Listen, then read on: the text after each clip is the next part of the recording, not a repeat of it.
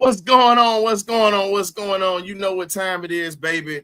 This is your boy, the historian. We getting it in tonight for the BirdCage LLC. We got a few things happening, so sit back, relax. We got you, and don't go nowhere. Okay,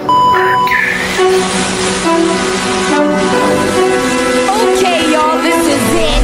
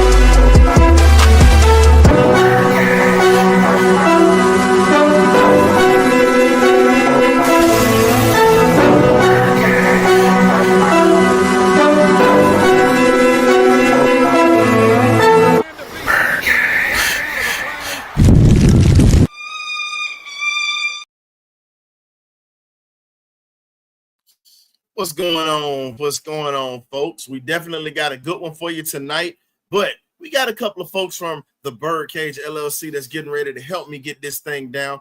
We have K-Dub in the building, and we also have long lost what it is, what it do, family.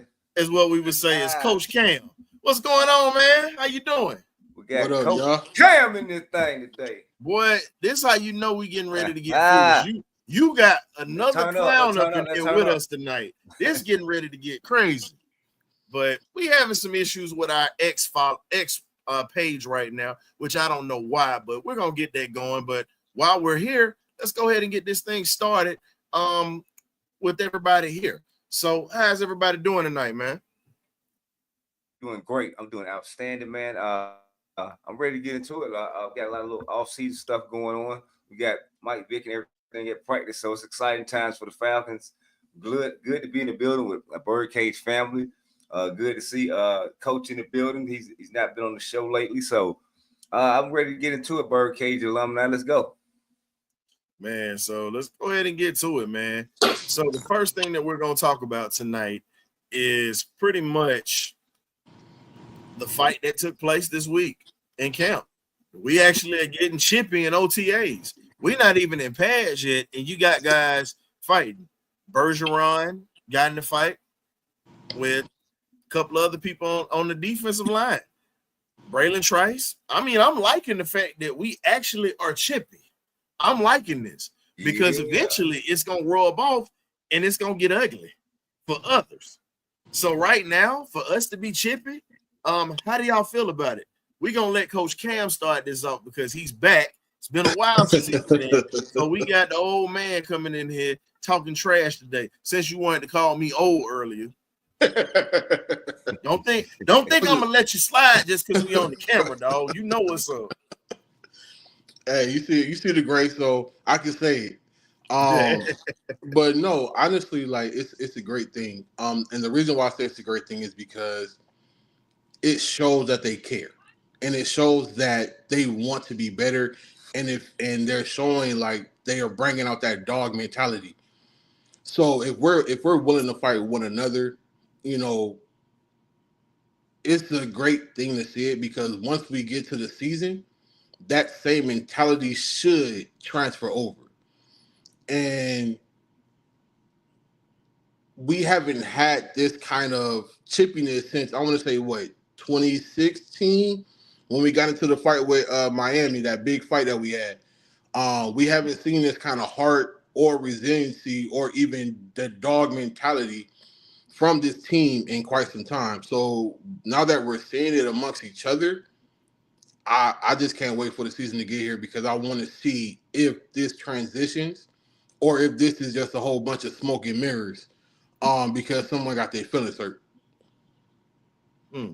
And when you sit back and say that guys got their feelings hurt and you really look at what's going on, when's the last time you seen this much competition really in this place? And you look at the fact that they're willing to fight each other just to get ahead. I'm okay with that. I already said I'm tired of these church boys. Give me some guys that don't mind throwing a punch and that don't mind putting some bread down. That's where I'm at.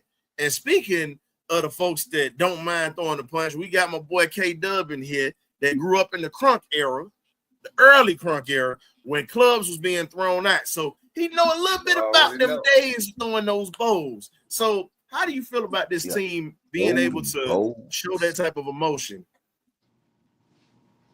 Like I said, man, I love it. I mean, like I say, I understand the temperament of Bergeron. Bergeron is pretty much a laid-back cat. So I'm thinking, I don't know what happened in practice. I'm just trying to put my own 2 cents and my own spin on it. I believe that they touched MP9 wrong, even in the OTA. And he said, man, we ain't having none of that. Not in my house and not on my watch. So then I think he got into it with Onyemata. So it was like, hey man, this is what we having this year. MP9 is the man, and it starts at practice. You don't even get to him, even though you're my a friendly fire defense. You know you're my also my teammate. You are not getting to this quarterback. So I like the fire that they're showing already now that they're not even in pads. When I heard about the fight, man, I was ecstatic. So like you said, we need more a rough around the edges type of guys. We got to have an edge to it. But it seems like everybody, all the information that is coming out of the OTAs and out of the practice right now is rave reviews. And my key thing, and I'm gonna keep harping on it, is I want guys to continue to stay healthy. We don't need the situations that happened last year.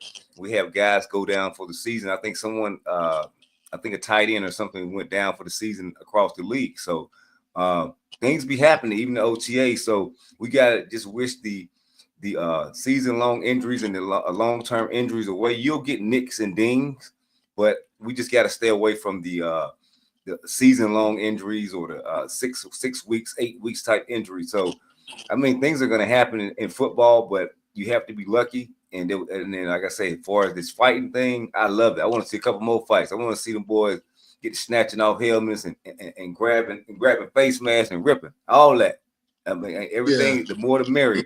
But long as I really want to see when we match up against the inner squad practices, that's what I want to see is going against the different colors that we're going against, and see what kind of fire we got in that build, how many fights we. That's when I really want to fight when we're going against another team. With you I on mean, that. that's just me.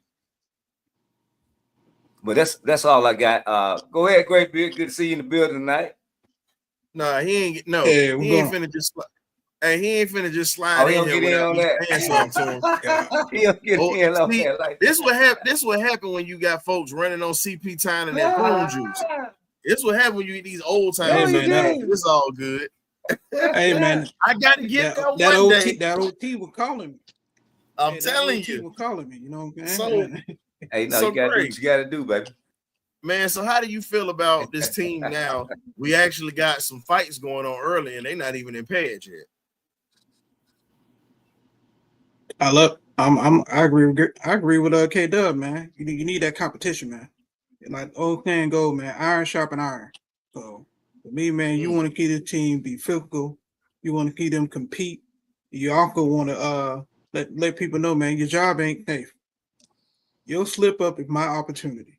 That's pretty much what the ground is right now. And me personally, I love it. You want to keep the team have that fire, have that aggressiveness. You know, people call us off and all this other crap. Oh man, you want that toughness, man. It starts right here in OTA and carry over the training camp into the regular season in week 1. So for me, I have no problem with it. I have no issue with it. Anybody that don't play for it competitive, you're going to compete. Coaches want to keep that fire, want to keep you compete, want to keep that aggression. So So anybody else can't, oh man, it's a bad look, man. Like I said last time, go outside and touch some grass. This is football. It's meant to be this. Man, when you sit back and you think about it, and I want to say thank you for the folks that are on X right now that are tuning in. We were able to finally get it working. So you really didn't miss too much. We just talked about the scuffles that went down in practice. You're actually seeing guys that actually have a heartbeat right about now. Mm-hmm. And we've been dealing with people who've had issues with being able to put hands on each other. And the last time we really saw somebody with a boogeyman type of attitude was, let's be honest, it had to be Devontae Freeman when he tried to take on Aaron Donald. Mm-hmm. You got a midget of a running back that's got a heart that's big, that's got a heart that's big as the west side of the city or whatnot. You know what I'm saying? I'm just gonna be honest with you. You got to respect it, you know. And we haven't had anybody to throw no punches or nothing like that. Even though Justin Simmons was a bit of a flop last year, he was one that did not mind putting hands on you, and he brought that type of attitude back. So for me, I'm glad to see that we're having the physicality. I'm glad to see that they're encouraging guys to get to it because, look, we pissed away the season last year because of some moments of being soft. My thing is this. I'm going to go by the old moniker of Pat Riley. Shout out to the legendary coach. Showtime was his ego. That was an ego team with Magic and those guys. Won his chips. Pat Riley's heart was that damn New York team that was in the 90s. I'm just putting a little basketball in there. If we're not going to win the game, we're going to win the fight. You don't pick him up after you take a shot at him. And that's the type of code that I want my team to live by. Stop being these nice dudes. But and Ryan, even in practice with your teammates. If you knock him on his ass, leave him there. Don't pick him up and practice. Practice what you preach. This is what it is. But the one thing you said that's very prevalent to this whole thing, when was the last time we had this much talent in camp at every position? Because at this point, like Graybeard was saying, no one's job is secure at this point. So everyone is looking at, okay, who's going to make this team? Who's going to make the 53?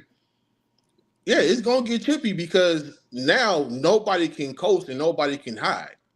So when you have multiple players in one position that can play your position, like a Braylon Trice who plays outside linebacker with James Pierce and all these other guys, who makes this team? Who shows heart? Who stands out? So if you getting bullied and you made to look bad, now it puts you on the outside looking in. So now that's where that chippiness is coming from because it is a competitive fight. So it's good to see that these guys, like you said, they have a heartbeat, they have a spine, and they want to be on this team, which is only going to provide a baseline for how the season should go. Because we didn't have that last year. We didn't have that the year before that and the year before that. So now that you're seeing it, it should only bring hope, honestly, to the fans. But more so lets us know that the coaches are actually out there pushing greatness out of these guys because they're fighting amongst each other to make this team. Yep. And we always had a problem with coaching. Yeah. Let them coach. And before we really dive into some more of the show and whatnot, that was just a little something or whatnot. I want to say rest in peace to one of the greatest defensive linemen to ever play this game, and that's Mr. Jim Marshall. Played 20 years, 1 year in the Canadian League, 1 year with the Cleveland Browns, and then he played 18 years with the Minnesota Vikings. When you talk about a staple of a defensive lineman and an anchor that was literally on one of the greatest front fours of all time, even though they didn't win a Super Bowl, they went to 4 straight. Not 4 straight, excuse me, they went to 4. And when you look at it, when God made a defensive lineman, he chiseled the mold and threw it away when he made Jim Marshall, because not only was he a legendary figure and a Paul Bunyan-esque figure, he didn't miss any games. You're talking about over 272 starts as a defensive lineman during a time where you can get your knees taken out at that time. Cut blocks were legal. So for you to make it for 20 years and not to have a significant injury, that says enough about your durability, the respect that you had around the NFL. And like I said, man, he definitely will be missed among the NFL community. And he was one of the best. And the NFL, and I'm saying this right here before we move on. National Football League, quit BSing. Put this man in. You already got Carl Eller, his teammate, in there, and you have Alan Page, who is the only other defensive MVP in the first defensive MVP in the league outside of Lawrence Taylor. Put this man in the hall. He's got the numbers, the starts, and anything else you want to go through. I'm not going to go through his stuff because we got Falcon stuff to get to, but I just needed to make sure that I put that out because it's not fair that this man passed away before he even had his moment in the sun. So do better, NFL, with your legends. Yeah, definitely. So next topic. Kirk Cousins and Kyle Pitts have had teams reaching out. Pittsburgh has been eliminated from that side of the house for the quarterback side, but Kyle Pitts is still a guy that's still in the runnings for Pittsburgh, still reaching out. They just signed Aaron Rodgers a couple of hours ago. How do you guys feel about teams reaching out for these two guys to come to their franchises? I mean, they just kicking the tires on these veterans in the league. No, you want to go ahead, Birdz? No, Okay. no, you go ahead. Go ahead. No, I was just saying that they just kicking the tires on these older veterans that we have on our team. I really feel like they don't know, but it's just the Pittsburgh Steelers. I feel like they dropped the ball with this Skeet news. I just feel like you coming in that late to learn the playbook, it's not going to work out. But it's just my opinion. I could be totally wrong. He could come in and blow the doors off. So I mean, but we'll see what happens. Kirk is a backup, man. What Kirk needs to do is give go ahead and give Flacco a call up there in Cleveland, man. I mean, because that's what he is. Just like your career has moved into the next stage of the realm, man. You're not a starter anymore. And if you look around the league, these younger guys have replaced you. I mean, the style of quarterback that he is now is not the style of quarterback that's leading the NFL into the future right now. They want guys that can move. It's not about your color anymore. It's like, can you get out that pocket and move, a la Josh Allen-esque or in something of that nature? Because you got guys that get out and move. Even Joe Burrow, a lot of these guys can get out and move. They don't have to be Lamar Jackson, but he's a dinosaur now. He's like a T-Rex or something. He's a dinosaur. So I mean, he has to get that message. I think this season will be a lot of humble pie for Mr. Kirk Cousins. I think last year was more of a flash in the pan than anything. You said what now? He got it last year. What'd you say, Coach? He got it last year. So, the best, I say the best game that you could say where he got roughed up, but I think the tell and tale was that first game of the season that we didn't score a touchdown in. And I'm sorry, Pittsburgh didn't score a touchdown in. And when you saw Watt coming off that edge, just literally giving him hell that day, that was an indication. And he was still coming off injury. But then you look at later on in the season, you play New Orleans, you play Seattle, you see that he got touched. You see that he got touched more than he should have. And my thing is, it wasn't, I'll say this, it wasn't all on the offensive line. Now, pass protection wasn't the greatest this year, but let's be honest, though. Kirk didn't get touched as much as some quarterbacks did in the league. So he had ample protection. So at this point, I'm with you, K-Dub. You have to now realize that you're not a top dog no more. Yeah, man. He just, I mean, it starts with the arm. You gotta, the arm is throwing bull crap. I wish I could put another word in there, but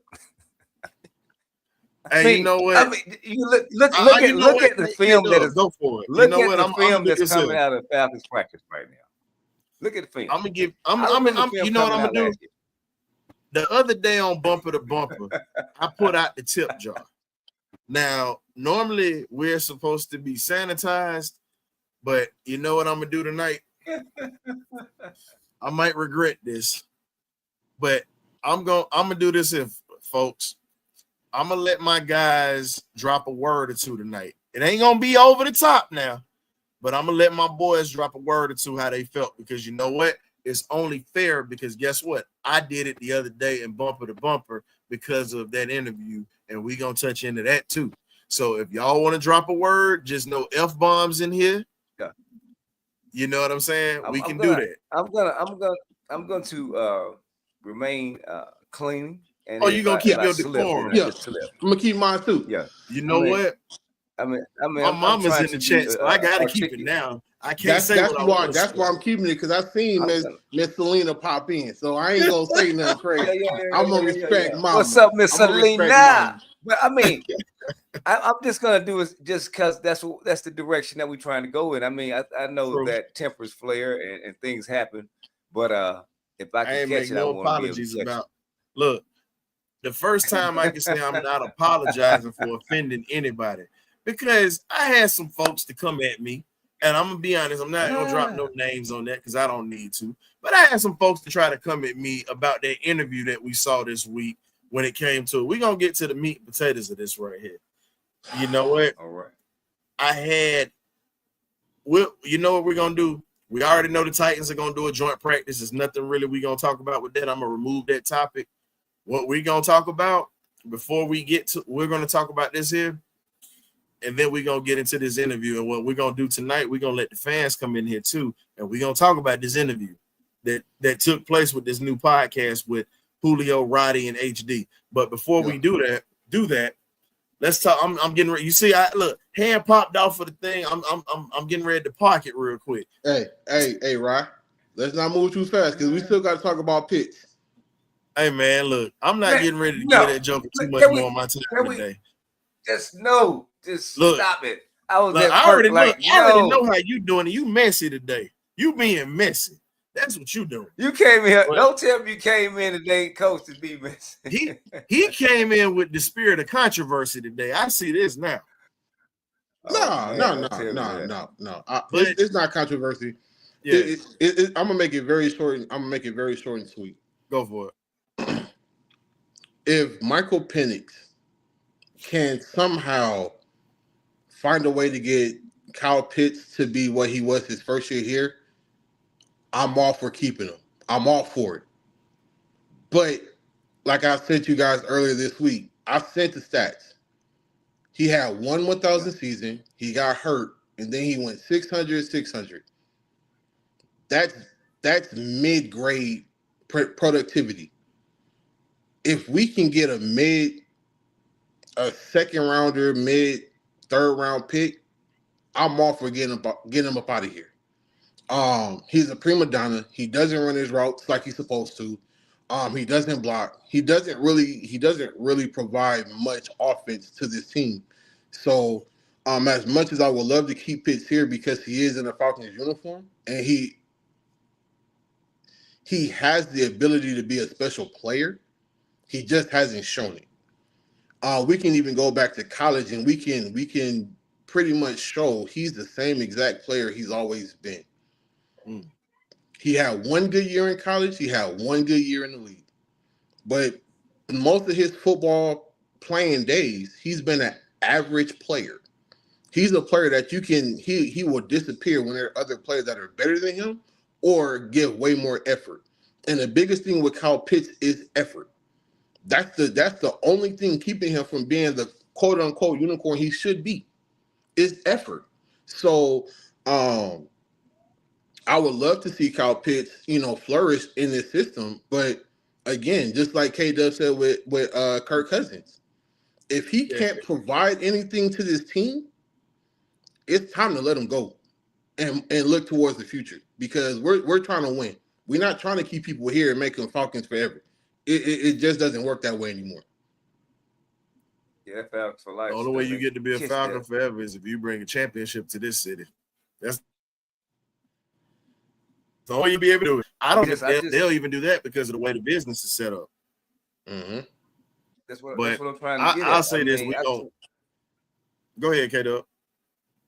No, I just wanted to add in that, yeah, man. I mean, even if you win a championship, I mean, I just want our franchise to not hold on to guys too long. I mean, you have to move on. Some of the best franchises move on. They traded Montana away there. You've seen people move on from great players and continue to win and continue to build upon what you have there. You cannot hold these guys forever. The city of Atlanta, we have to stop doing that. You can't keep these guys forever. Get what you can get out of them. And then get rid of them like about 2 years before they fall off that cliff. Before we get hung with, we can't get rid of them and they're damaged goods or they're too long in the tooth or whatever it may be. Go ahead. I'm sorry. I was just saying. Well, remember, I when you mentioned Montana, the difference with Montana was this: he was still playing at a very high level at the time they let him go, and you had Steve Young behind him. So that situation was a mess that Bill Walsh started. And then when you look at it, let's be honest, look at that whole 49ers team at that time, because like you said, they let go of Joe, which you never think would happen. They let go of Ronnie Lott, and he left. And, Dwight, I mean, you look at the 49ers were a business type organization. Yep. They won. They handled their business and they moved on. They weren't a boring team. They just didn't let the public see the stuff behind closed doors. You understand what I'm saying? And it sucks. That sucks about that part of the business, but you got to understand it's still a business, just like you said, K-Dub. So I'm at the point like this. I'd rather cut my losses now. Everybody's like, oh, well, he's got a real quarterback now. I don't want to pay that type of money for a guy that's going to play well for 1 year, maybe 2, and then we're stuck with a huge bill. We are stuck with a bill with Kirk Cousins right now. Do you still want to be stuck with a bill and you're complaining when we can't bring in superstar free agents that we can trade for that'll make an impact for this team? You got to start thinking at this point. Let's be real. Yeah. Dallas, you see the Dallas Cowboys snatched Charles Haley off that team. You see that the Kansas City Chiefs snatched up Joe Montana and Marcus Allen. So when you look at impact players, if we're able to bring in impact players that are unhappy, I'm cool with that, but we got to have the funds to be able to do it. Yep. So I don't want to get locked into a contract with a tight end that has been falling off of a cliff since his rookie year. I understand he was injured, but let's be honest. You've had 2 years since that injury, and you have yet to really earn your keep, or as we would say, pay your dues to keep your locker in that locker room. So for all the fans that are, oh, y'all just hating in this here, so the hell what? If we hating, whatever. But the numbers don't lie, the film don't lie. And we're going to say this, lastly, is this. You had a rookie tight end to do what Kyle Pitts was supposed to do in his rookie year. And this man set records with 3 horrible quarterbacks. Y'all can't use that argument about the QBs no more because you had somebody who did it with 3 different quarterbacks in 1 year with a horrible team, period. I'd rather pay my offensive line at this point to protect my quarterback, and I'd rather continue to keep my defense flowing and being able to keep playmakers coming in. At this point, give Joshua Simon a shot. The kid was undrafted. I know people aren't going to like it, but you look at the footage, he's an impact player. Cut your losses. Get a trade for this dude. It's okay to say that we messed up in the first round pick. It's okay. It happens. Maybe he does better elsewhere. Don't get mad because he grows, but maybe he needs a change of scenery. But yeah, he needs a change of scenery. And that'll be great. And that'll be great. It's a win-win for both organizations, whoever we make a deal with. We get draft picks and we can move on because tight ends come out a dime a dozen, man. We got good tight ends coming out the last few years in these drafts. Absolutely. Man. And this guy, I'm gonna take this guy going at number 4, man, you supposed to have been special. You are not special. You are a very good guy in Olympic shorts and tights. That would happen. You did good at that combine. They force-fed you the ball that first season. They give you if they throw you the ball that many times Matt Ryan did, you're gonna make some play. You only had 1 touchdown. I mean, you got to look at all of that, everything in totality. No one is hating. the proof is in the pudding, and the pudding is sour. Okay, so guess what? We need to move on, recoup that money, and go ahead and get us another tight end up there. This Give boy said the Joshua a pudding shot. is sour. Anyway, man. Yo, I mean, I'm being honest here, man. This guy. I was just waiting for you to bust out with the glasses and say Jello pudding pops. That's all I was waiting on. Going back to Bill Cosby in his prime. I wasn't thinking about that one, but that'd have been nice. But being serious, man, there's so many tight ends, man. I mean, and even in college, we got two of them. Game. Yeah, I know we got to them. I'm just saying, if they want to go back into the draft pool, it's always tight ends coming out. If we follow the college game, there's a lot of great tight ends coming into college right now, man. These guys are looking like giants out there. So, the tight end position is secure moving forward. And I just feel like the production that we like Coach Lewis saying down there, the production that we're getting from Pitts, the production we're getting from him, we can get that from somebody else. For the money that we are paying him, it's not adding up. Let's go back to this being a business, and we got to look at that as that. Nothing else, nothing more. We don't care about hurting your feelings. We care about the bag. And the bag says we can't afford you for the production that you're putting out, sir. Can we pay? If we're gonna pay anybody, can we pay Tyler Algier, please? If you're gonna pay somebody, you pay a man. You pay the man who broke William Andrews' record. You pay the man. I like Tyler, man, but come on. No. I'm just saying. Think about this, bro. You still got to pay Drake. You still got to pay. You still got to pay Bijan. That's why we ain't gonna keep. That's why we ain't gonna be able to keep. But here's the question. Hear me out. Why not? Here's my thing. Hear me out. It's a great compliment when you look at that backfield that we have with those two in it. And if you look at it, here's the thing. Bijan does things that Tyler can do, but it's not his strong suit.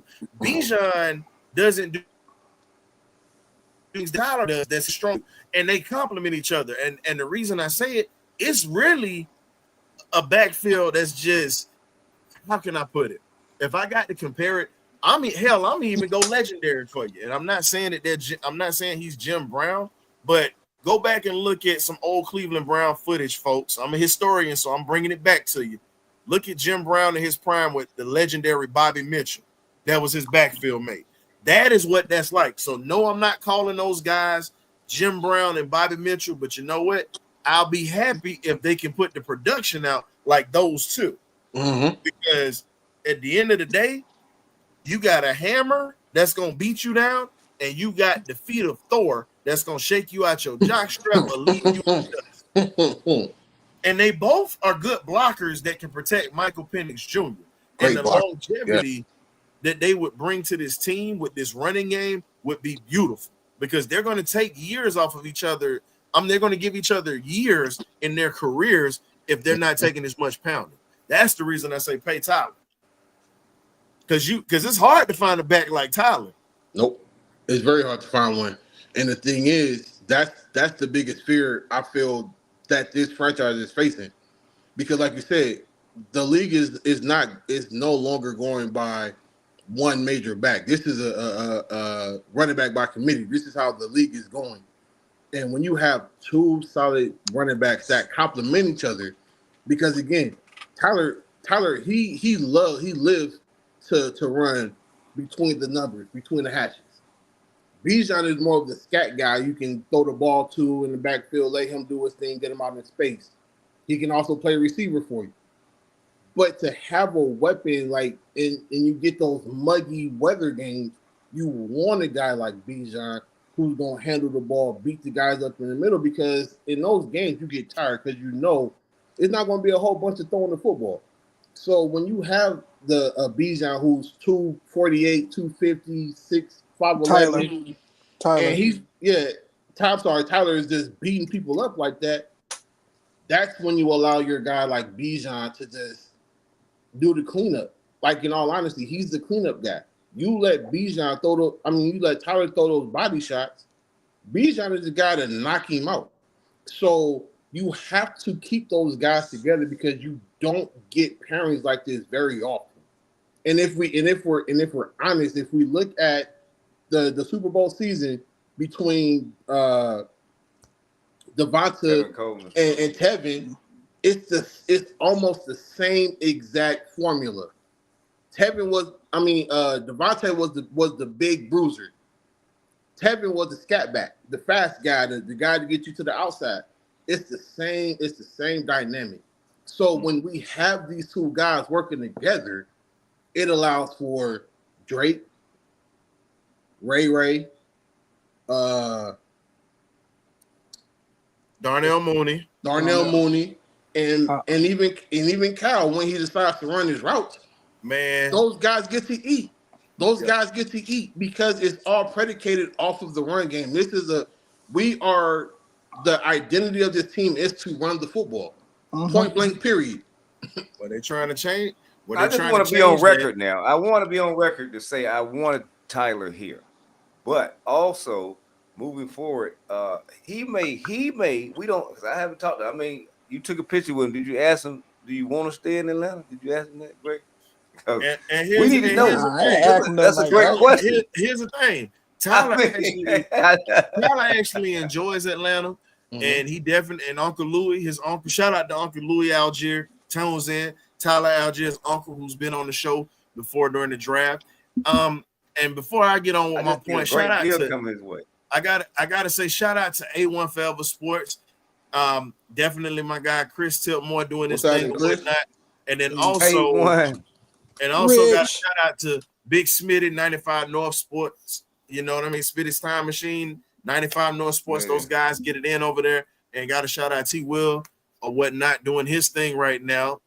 For my ATL Sports, he definitely comes and shows love to the show. So we definitely appreciate so many that come through. I can't name everybody right now, but just giving you a plug. And also check out Larry Dixon from the Dixon Way, one of the best sports commentators in the game. And this man got more jobs than a damn Jamaican on In Living Color in the 90s.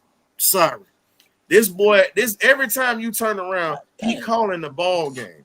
Baseball, basketball, football, and let Atlanta get a hockey team. He gonna be calling the hockey games too. So shout out to Big Larry, man. Raise our channel, shows us love. But getting back to it though, Tyler definitely deserves to be here. I feel like he's earned his right to be here because this man doesn't complain, he doesn't moan. He comes in, he gets his job done. And he definitely is about trying to win. So at this point, the way that we can win is by making things right. And if it means cutting a former first round pick, so the hell what? Wow. It is what it is. Simon is going to, and I'm willing to put money on this.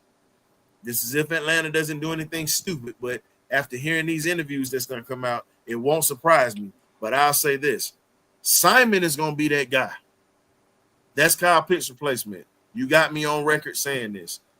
If it's anybody, and here's the thing, he's cheap and he's going to be worth every penny. He does everything. He's not just a red zone threat. He blocks, he can catch, he can also stretch the field as well, and he's a solid route runner for a big guy at 260 and a little over 6'4". So again, when you talk about a guy that's running a 4.6 doing this here and physical as hell, you got a combination to open this offense up in many other ways because they don't have to work. They don't have to. A defensive coordinator is not going to say, okay, well, Pitts is in the game. He's not going to block. We can just go ahead and do this here. Like, no, you got to worry about everything when you have a guy that can do it all. So hopefully Kyle gets it together this year. But if not, hey, it is what it is. But moving on, the Falcons Legends have a new podcast exposing some secrets. We gonna look. Can y'all stay for about 15, 20 extra minutes tonight if you can? Because this getting ready to get good, ladies and gentlemen. We gonna bring fans in here after we say our little soliloquies on this. I said a mouthful the other day on Bumper to Bumper with my thoughts of it. I want to ask y'all about this here. From everything that you've heard from Julio Jones, Roddy White, and Harry Douglas so far, and how the organization has handled superstars on this team, and not just superstars, guys that kept us in winning ways. how do you feel that this franchise handled Roddy White and Julio Jones? They tried to make Ronnie White the scapegoat, trying to fade him out, and they pretty much try to make Julio Jet to be a prima donna and a villain. So when they're smoke, they're definitely fire. So yeah, this podcast is shining a light on a lot of things that we didn't hear. So I appreciate Julio trying to finally can hit people, be like, look, this is what the situation is. Because to me, when I got the information, when I looked into the podcast, he still wanted to be a Falcon. He was just fighting for Dan Quinn's job. He was like, look, it's not all on him. It's on us, the players. We ain't executing. We're making assignments. So we're trying to hold each other accountable, but at the same time, gave Dan Quinn. But to me, Dan Quinn is a good coach. He was a good coach, defensive coordinator for Dallas, and look what he's doing with Washington with a cut up team. So we can't say he's not a bad coach, but for Julio, for Harry Douglas, and for my boy Ronnie White, just can't look at, man. This is what the real. I don't think they're gonna sugarcoat anything. What you hear, what you get from these three brothers. So I appreciate the insight they're giving us. But and I'm gonna pass this off to K Dub, but we had some folks that tried to challenge that, saying that Julio should be more responsible. Julio should be accountable. Now, this is coming from elsewhere. And this is coming from, we've heard different opinions from fan bases, but like I said, we've heard it, and like I said, I'm not gonna put no name on it because I'm not in a situation where I'm getting ready to go back and forth with anybody. Everybody's entitled to their own opinion, and it's cool. That's what we want you to do. We want you to interact. We want you to have that. But I say you about as crazy as a fox if you want to sit there and just hold Julio accountable for everything, and you're not gonna hold the other pieces. With every action, there's a reaction. So, K-Dub, I'm gonna let you react to this, my boy. Go for it. Hey, man, I want to be honest, man. I got Julio's jersey in there in the locker, in the closet in there, man. But the key thing is, I like y'all podcast just like we have a podcast, but man, just keep on talking, man. These boys bringing up spoiled milk, man, bringing all this a blind eye and a black eye to the organization right now. Don't try to kill the shine of MP9 and what these boys are doing, this new age of what we got going on, man. You talk about stuff that happened that many years ago. I just feel like it's a moot point to me. That's just my opinion on it. You know what I'm saying? You got the fans talking about stuff that happened all these years ago. Man, Dan Quinn over in Washington trying to get ready to whoop our butt. And we worry about what happened then. Let's worry about what's going on now. Let's focus on the future and moving forward. That's just my thought about when I seen the podcast. I understand y'all try to put out great and outstanding content like everybody else is trying to do, but that's just my opinion on it. I'm not gonna say I feel indifferent. I just feel like it's the past. Everybody made bad decisions, wrong decisions, shoulda, coulda, woulda. Yet their careers are over, and they gotta have something to do, man. They gotta find some content. It's some great content because we're talking about it. But that's just my soliloquy on that situation. I want to hear this. I want you to dive into this. How do you feel as if, because you love throwing Penix out there as the star, because you keep doing that, and you did it just now. How do you feel as if because here's the thing, dog.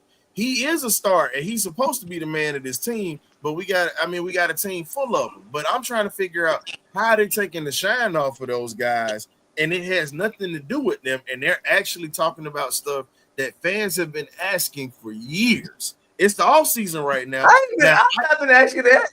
No. I'm saying, I have not been asking that. No, okay, no, I'm just saying. But I'm just saying. I've not been asking these questions. The shine off of them. It's the off season. Because we're not talking about those awesome throws to him and Drake out there. We're not talking about the fight that they have in the practice more. It's they in t-shirts and shorts, bro. Man, they ain't doing nothing. They in t-shirts and shorts. That's not impressive to me. I'm sorry. But when you have a 6-time All-Pro, a 5-time second team All-Pro, 3-time first team All-Pro, and you just walk him out the building because you refuse to have a conversation with him, that's the problem. Because if you look at it, a lot of things trickle down from them walking Julio out the building. If what's true is true, and Calvin left because they got rid of Julio, that's another thing. That's another black eye on the franchise because you got rid of a generational talent. Cam. And It didn't just start with that. Hold on. It started with Roddy. It started with Roddy being walked out. It started with Roddy being I'm a little tight by the Roddy thing. Yeah, that's why I got to bring that up. Okay, don't think about it. That whole situation, Roddy and Julio were two of the best receivers in the league at that time, not the division, in the league. And then you say that Roddy is a fourth option. No disrespect to everybody else. I can see why you would say Julio would be a number one because you're getting older. Okay, that's cool. But to say Hankerson is better than him, Man, to say that you Perry no Douglas was disrespect to better Jacob than him? Tammy, you got Tammy as a 3, you got Devontae as a 4, and then you just throw Roddy in there. Like, that's BS. And they phased him out that way. And for me, that right there, I'm gonna be real. If Roddy is on our team, we win in that Super Bowl because let's be real. You stop one, you got to worry about the other. No disrespect to Muhammad Sanu because he did his thing when he got here and he balled out, came to work, never really dropped any passes at all, had the lowest percentage of drops in the NFL, and he did his thing. And I appreciate that. But let's be honest. Roddy White is in this situation, we win a championship. No matter how you look at it. And Kyle phased that dude out. But this is where I'm going to hold Dan Quinn accountable. How do you let your offensive coordinator get rid of one of your biggest weapons? But then if you think about it, I don't even think it was just Kyle Shanahan. I think it might have been Rich McKay and Thomas Kucherov and Scott Pioli. They didn't want to pay Roddy because Roddy was going to come up on some money if they balled out. Mm-hmm. So how do you feel about them phasing him out? Because it seemed like as soon as Roddy left, everything started to fall downhill, even though we went to the Super Bowl, honestly. I don't think for me, to piggyback what K-Dub, I don't think the podcast is trying to take the shine off the Falcons, what they're doing in OTA and coming up for getting ready for training camp. I just think they don't want people to think, okay, we just left, we prima donna, we wanted our way or no way. One thing they wanted to tell their side of the story, and like historian can't. People been asking the question like, Jet, why did you really want to leave Atlanta? And he's like, bro, I wasn't trying to leave. I'm just trying to save my head coach's job. So and then we didn't have that conversation from the front office with Arthur Blank and whatever. So they trying to paint him out to be the prima donna villain, like another Antonio Brown or something like that in situation. It's not like that. So he's just trying to like clear the air and be like, look, this is what happened. Take it for what it is. It's not going to take the shine off what the Falcons going to do in the OTAs and whatnot. I'm looking at the timing of it. You could have been said this story. Nah, but how could he say all this stuff when he was still under contract? He was under contract, and then number two, he wanted a clean break from Atlanta. He wasn't trying to talk about it because his feelings was hurt. Let's just call it for what it was. His feelings was hurt because if you look at the phone call that he did with Shannon Sharp, that was his way of reaching out to the front office saying, "Hey, I still want this conversation, but y'all not reaching out to me, so I'm gonna publicly air this stuff out." If you are a grown man and I'm coming to you to have a conversation, the least you could do, because I have been a star for your franchise for so long, why couldn't you sit down and talk to me? Exactly.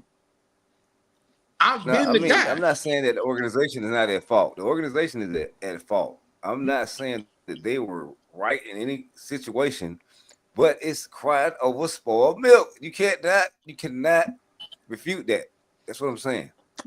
But we don't need to I see it happened like 2 years ago, 3 years ago. Come on, man. But here's the problem, though. Julio was still playing in the league at that time. He was So he wasn't going to be able to do that without penalty. All these dudes are retired since he left Atlanta. But here's the thing.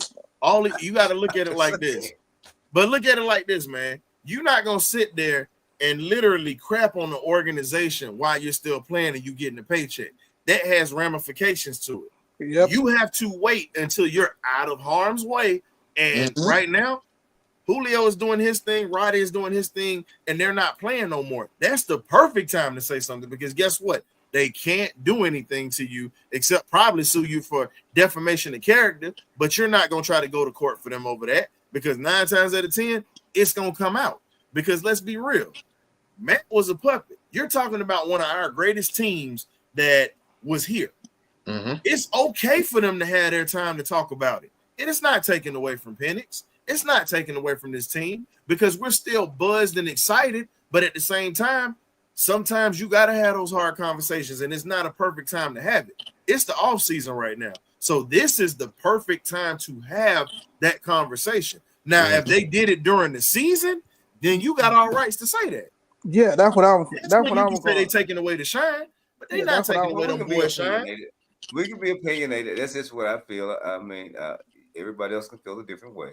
That's just what everybody don't. I mean, I get everybody has done it. We know you the president of the Penix fan club. We know this. We know that you don't. We know you want your boy to get all the accolades, all the ass kissing that's out there. We know you want him to get all that. But let's keep it a buck. Hey, it's the off season right now. I'm not asking for all that now, but I think it's a little overboard. No, but that's what it sounds like. It is. I'll be remiss, but that's what's going on. All right, K-Dub, let me put it like this to you. Let me put it like this to you, right? You work at a job, right? And you busting your behind. And year after year after year, you doing everything you can to make this business money. When it's time for them to hire a new chef or the head chef or whatever the case is, and instead of looking in your direction, they push you out the door and bring in somebody else for cheaper. And now you looking at it like, wait a minute. All I was trying to do was make sure we get more money, bring more customers in here, and you couldn't even have a decent conversation with me. That's all Julio is really saying. He's saying, I gave my body, I gave my time, I gave my blood, tears, and sweat.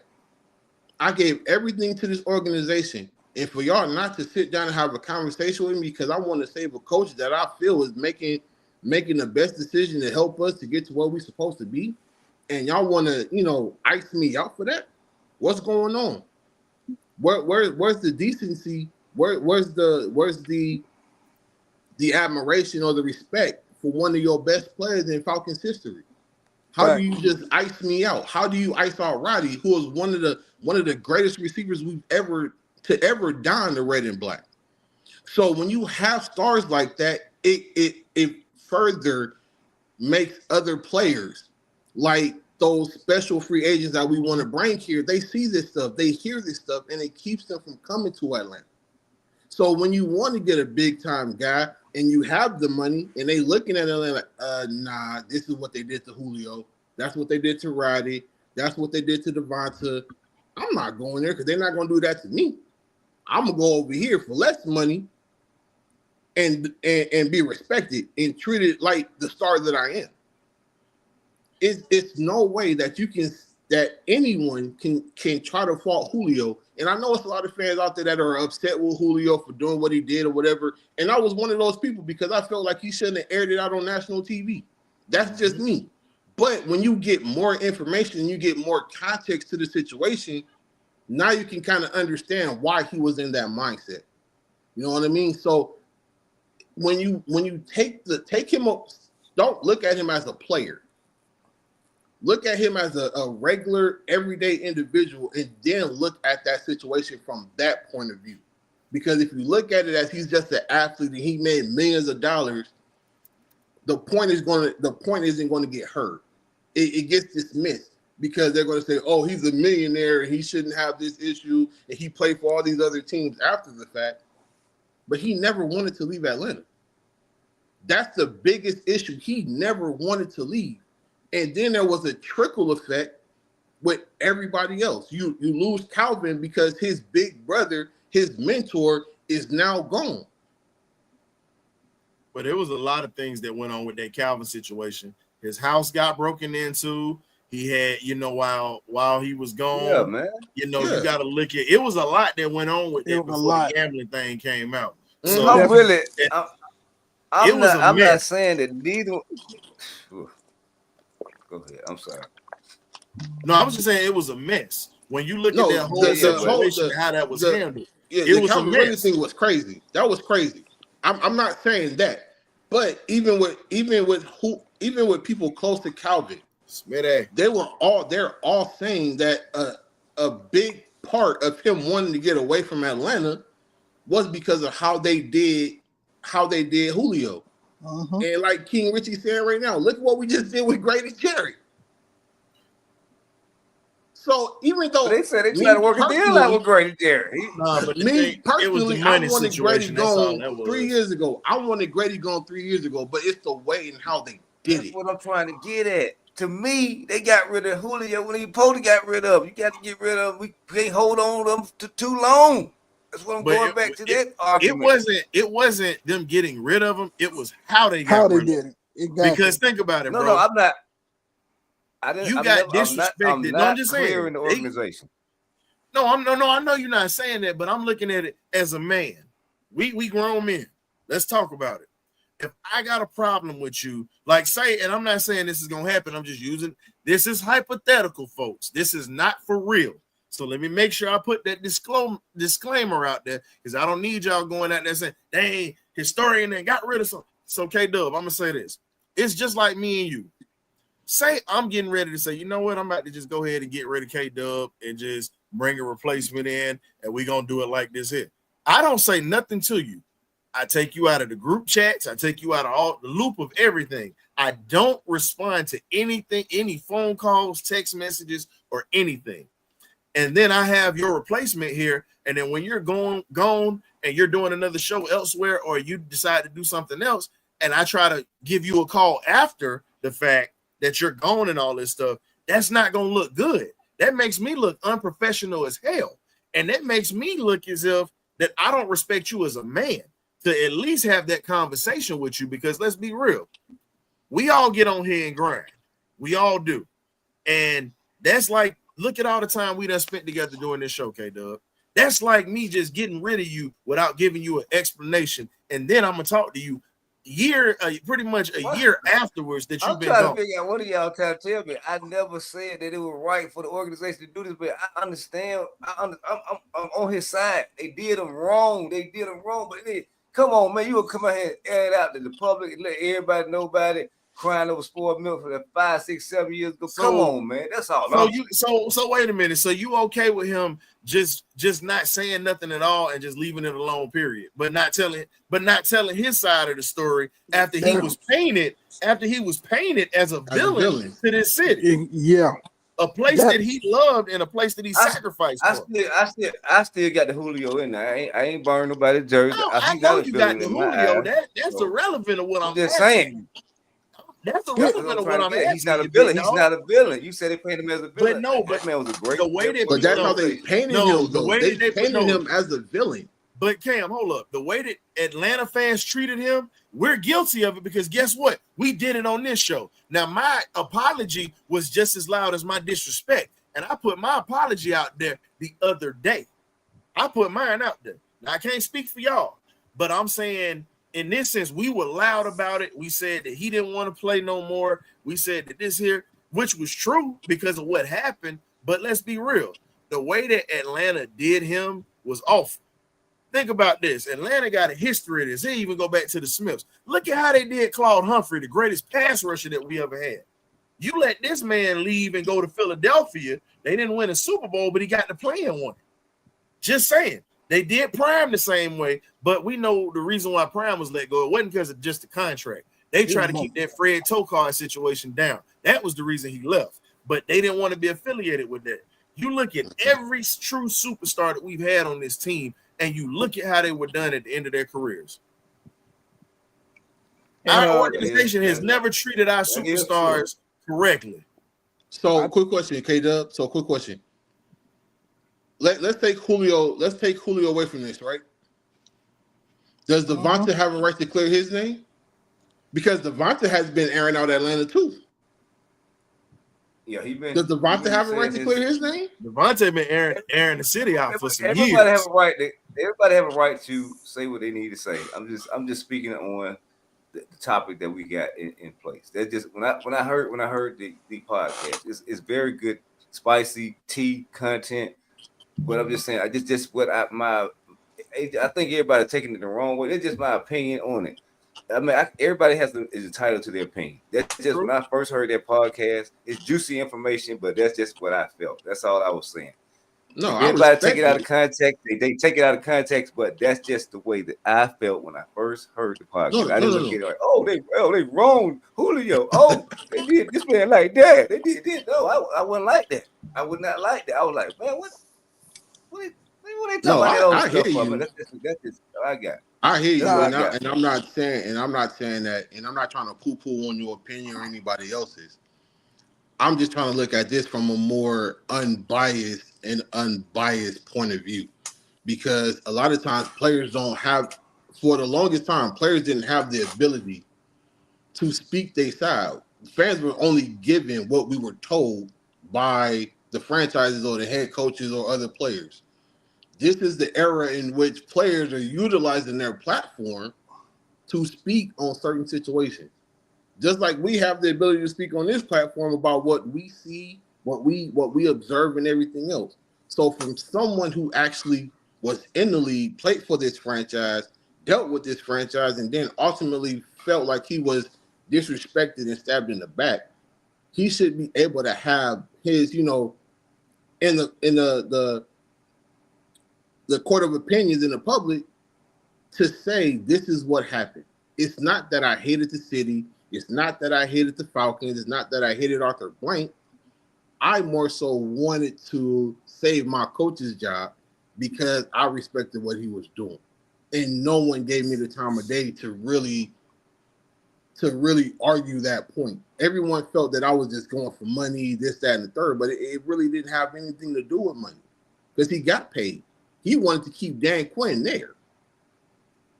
That was the biggest issue. He wanted to keep Dan Quinn. It wasn't about him or anybody else. It was him keeping Dan Quinn in the city and him not getting fired. And they did it anyway, and then disappeared, and then went ghost on Julio and was like, nah, we're not returning no phone calls or nothing. You just gonna be here and deal with it. And then they brought in Arthur Smith, and you see what the domino effect was. Woo. No, that right there was the straw that broke the camel's back, if you want to be honest, man. Now you looking back at it, that might have been the worst decision we ever made. Yeah, that was. But here's the thing, though, and the problem that I got with some of the fan base, and I've actually said it. Terry inherited that situation. I love it, Rick. I had to put that up there because I already knew. Look, I knew somebody in the chat was gonna post that. I knew it, and you know what? It was Rich. I had to be right about my man Rich. God, hey, but here's my thing. Get that man great. But here's my problem. The main common denominator is Rich McKay. Everybody keeps talking about everything around. This man has literally been the Achilles heel. He's done some good things for this team. Let me not shortchange it, because without him helping assemble certain people to come here, we don't get these multiple win seasons that we never had. So I got to give him that. But the thing that he's messed up on, how do you bring a head coach in before you brought the general manager in? It was pretty much a take it or leave it opportunity. Here's the sad part. Terry's been here now going on 5 years. We have yet to get to the playoffs. He didn't even have full autonomy. He didn't have full autonomy until this year. And that was confirmed by a lot of figureheads. So even if they don't do well, the draft was cool. But even Myles Garrett came in the cage and said recently, it's a possibility that he gets fired because he's been here for 5 years. He would be the scapegoat. So I'm praying that they at least win the division so he can keep his job and continue to draft like he's doing, because this draft earned a lot of trust with me with him in the evaluation process, but I need to see it on the grass now. Evaluating this draft was amazing. KW, you're frozen. Oh, there we go. You're moving again. StreamYard was StreamYard, man. But getting back to it. I'm like, bro. Yeah, it's still But getting back to it, let's be honest. Outside of the good old boy system, Rich McKay has made a lot of questionable decisions and a lot of horrible decisions in this franchise, and it's cost us. It's cost us. Yeah. And at this point, you know, I'm okay with them exposing some things that need to be exposed. Arthur Blank isn't that much of a goodwill ambassador as we see, ladies and gentlemen. And I said it the other day. I support HBCUs 100%. Understand that. He donated to them, but that don't mean a damn thing to me, because now at this point, you've really trashed guys that really gave this community hope, that gave this community something to cheer about on Sundays, and gave this community some kind of pride to be able to talk and not be embarrassed to say, I'm a Falcon fan, because we dealt with a lot of bad football for years. A lot. So when you got superstars like that loved it, and here's the thing, they still love this team. They even said it in the show. Roddy White bet on this team for the Super Bowl. Roddy is still trash talking Saints fans like he's still playing. Think about it. This man ain't played in years. What, 8 years? 10 years? About a decade. Harry Douglas too. Just think about it. The love that they have for this team, you can tell, because let's keep it a book. Out the blank, you still don't have Terrence Mathis in the ring, sir. Yeah, since we gonna make it about that, and they want to put out some of the stuff, I'm gonna throw that out there. Do the right thing and put one of the Atlanta Falcon legends in the building. Put him, if you're not gonna hire him, put him up in that ring. You put yourself in that ring first before you even dealt with players before, because he even said himself, he really doesn't care too much about the stuff that happened before. Terrence Mathis has said that on our show. Chuck Smith has said that in interviews. And here's my thing. I got mixed feelings towards you because of how you do Falcon legends from the past that actually gave us something. And you don't want to give them that same nod. Like, the only reason he gave Claude Humphrey that spot was because he got that jacket. Because think about it. Soon as he went to the hall, Claude was right up in the rafters expeditiously. Yep. And the Claude was a forgotten figure in the city except for us fans. So that's why I said that front office right now, it's a lot more toxic than a lot of us you know. See. It's a hell of a lot more toxic than you see. And it pisses me off that you do Falcon legends like this, man. It pisses me off. So my thing is this. I'm fine with cheering the Falcons, but damn it, I'm about to turn into like a little Eagle fan and start booing my ownership when I see them in the street. Boo! That's what I'm now. Ain't booing them now. I'm gonna come to the game with signs up. Hey, blank, sell the team, or blank, get your son to take over. Because at this point, you broke. Like, that's the last straw with me. You got Falcon players that should have been here as coaches, and hell should have been in them rafters.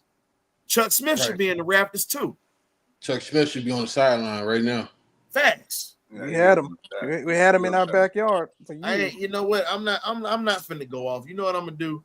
I'm about to drop the link for the fans, man. There you go. If I get in here, y'all boys gonna start passing around the collection plate, because I got a lot of stuff off my chest for bumper to bumper, but I damn sure didn't get everything off my chest. Trust me on that. Yeah, Mama Selena, don't beat them too much, okay? Don't beat them too much. Hey, this just one of them ass whippers I got to take. Mama. Oh no. Bed. Look, I'm gonna jump in the shower. I'm gonna go old school. I'm gonna jump in the shower. I'll wrap the towel around. Go ahead and tear me up. I just take the wet whooper. Old school. You get beat in the shower. Flashback. I'm good. God, dog. It wasn't even 2 seconds. Look who popped up. Rich already about Rich was ready to go. Devontae Freeman. Rich, what's up, man? Boy, how you know what I'm finna talk about? Devontae Freeman. No. We want you to talk. We don't want you to talk about Freeman. We want you to talk about Arthur Blank and what happened. Nah, the reason we know you gonna ride out on that Freeman is because for me, all of it really tied together. Because when we lost the Super Bowl, that's why sometimes I do feel like we got paid to lose, even though I know it sounds like a conspiracy theory. Because if you think about it, just remember, follow me for a second. When we lost that Super Bowl, right? We had buku money from somewhere to pay everybody. Devontae Freeman got that money and went ghost. That's why I don't care what he got to say about nothing. Cause you missed the block in the Super Bowl. Then we pay you like what, $32 million, make you the highest paid running back. And now we can't even find you no more after They the Super gave him Bowl. 50 million. They gave him 50 million, Rich. He's 50 million. still on a milk carton. No, it was Hey, 55. we still know how much. Look, he's still on a milk carton. It was $50 million. 55, 32 million guaranteed. Nah, 55, the 32 reason guaranteed. why, but see, that's what I'm saying. Rich about to bring up some old memories, and we about to start going in, man. Nah, because like Coach said, it do trickle down if you think about it. Yeah. Okay. And the Julio and Roddy stuff does make sense because, like how you just said, Grady, that was about the money. Who's to say that? Because that's the same thing they said about Julio. It was about the money. Yep. Julio letting you know it wasn't even about the money. I'm just trying to save my coach. And then you get this kid saying, calling me, and he like, I want to talk to the adults. I don't want to talk to the coach. I don't want to, like you said, you hired the coach or you hired the GM. Julio sat there and told you, who else can I talk to? I don't want to talk to the new GM and the coach because they don't run nothing. I think I don't really think none of them telling the whole truth. Not Arthur Blank, not Julio, not Roddy. I think it's still some stuff they leaving out. That's just me personally. Yeah, man. Absolutely. Oh yeah. I'm with you on that, Richard. Like, man, if you ain't gonna tell the full story, the whole story, man, we don't hear about because that. Arthur Blank told us man. he called Julio. Julio didn't answer the phone, but you didn't tell us that you called Julio by the time he got to the Titans. You see what I'm saying? Everybody leaving out stuff. And that's the problem, though, Rich. Here's the thing. What good is that phone call when you out of that building? That's good basically is that? What I'm saying. I'm just saying that, and that's what I mean as a man when I was telling Kate, we were talking about it earlier. Like, look, if you are a man and you got an issue with something and you trying to do something, guess what? You got to talk to somebody one way or another. And the thing is, if you didn't want to talk to him face to face, hell, you could have did a Zoom call while he was still on the team. Right. And like Julio said, I ain't saying that my word would have counted towards saving Quinn, but at least, like he said, wasn't no coach there at the time because he said him and his agent was trying to get meetings. Now, I do understand those meetings were during COVID and Arthur is old, so that, my biggest issue with that too is, even though I understand what people were telling me about the Kirk situation, right? How Kirk get a Zoom call while you on vacation and you take 5 pages of notes on vacation, but Julio couldn't get a call during COVID. You see what I'm saying? Like Coach said, all of this really trickled down when you think about it, because now they're saying, okay, it was the money for Grady. It may have been the money, but then it could have been, okay, we want you to take 6-7 million. Why would I take 6-7 million when you just spent 180 million on this sorry ass quarterback over here? That's not my fault you spent all the money. That's like me coming to my plug. I think that's how the conversation went. Nah, I'm just saying. Rich, I think that's how the conversation went. When I look at it from a street sense, right? That's like me going to my plug. And my plug done gave away all the work, but you want me to come and give you some money and get to work later. You see what I'm saying? No, I'm finna go over here, get my work where they got work. That's like Julio saying, I went to Tennessee where they got money. Or Grady saying, I went to Chicago because Chicago didn't, they got a bag. mess up all their money on 100 million and 80 Hey, Rich, hold up. I got to address this. CJ, Roddy wasn't cooked when they pushed him out of the door, sir. Roddy was cooked. Roddy got phased out. Now, Julio was banged up. No, so but I was reading what he was saying. He said, I was finna reply to that too. What you mean? Yeah. Roddy was cooked when Shanahan threw him the ball. Now you want to phase him in a play. He caught 2 out of them 4 passes. Missed a few of them, but he wasn't even like Roddy said. You want to throw me the ball when I'm triple covered and expect me to catch it, and that wasn't even scripted for me to catch the ball. Exactly. So at that point, it's no such thing because he still had 3 to 5 years left. and they were gonna trade him to the Bucks, a straight rival. Now, well, Roddy said he had 2, and he was gonna retire because the new stadium. He wanted to retire in the new stadium, so that's why I said he had 2 to 3 left. Because I guarantee you, if they would have made a playoff run and didn't get there, he'd come back. Because guess what? The continuity and the consistency, and it was what it was. But now we got to talk. Christy, please come in. She says Arthur Blank never changed his story from 721. She said that's still on the Falcons website. What's also up is Julio's letter to fans on Titans letterhead with pics of him smiling on the Titans jet. But here's the thing: with him smiling going to the Tennessee Titans, that's like you getting out of a bad. I'm gonna give you this, Christy. I'm not gonna sit there and put my business all the way out there, but I'll give you this. I had a messed up unit while I was in the military. I had to stay there for however long my time was. I'm not gonna put it out there because like I said, I don't feel like dealing with foolishness because I will cuss them jokers out, and because some of them still watch my show. But I'll tell you just like this: the unit was horrible. Things got bad. I still came to work and did my job at a high level and left with awards in my back pocket. My DD-214 don't lie. But I will tell you this. When I left, I was all smiles because I was relieved that I didn't have that problem no more. That is where that smile came from. You got to think about it. Look at how they treated him. How can you be mad at a man? And I get where you're coming from with that because it did make Falcon fans feel a certain type of way. But now that you know why that he was like that, why would you be mad at that man for finding a little bit of peace when he left?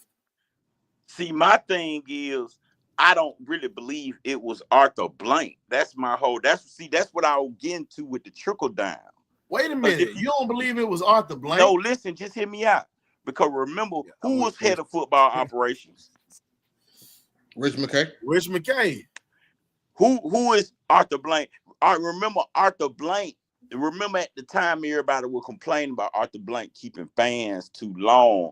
So what I think more so happened is he wanted to talk to Arthur Blank, but it's like just say that's like K-Dub in your ear and I'm trying to talk to you. But you like me in your mind, me and K-Dub have already discussed it, and the only way for me to really hold tight because Arthur Blank does care about his players. So the only way he was sort of soft for his players. We not gonna act like he not.